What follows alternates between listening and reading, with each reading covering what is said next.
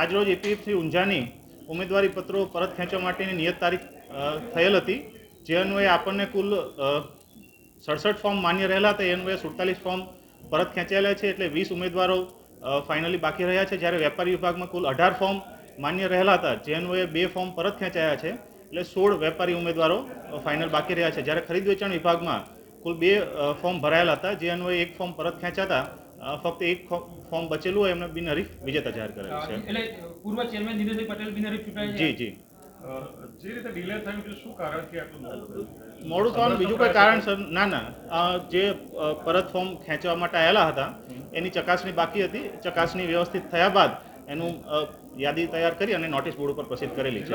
Okay, thank you. સાંસદ પણ આપણી સાથે હતા અહીંયા. બસ આજે હવે સમરસનો પ્રયાસ નિષ્ફળ ગયો છે. એ પાર્ટીનો વિષય છે, એ અમારી કક્ષાનો વિષય નથી. આપણે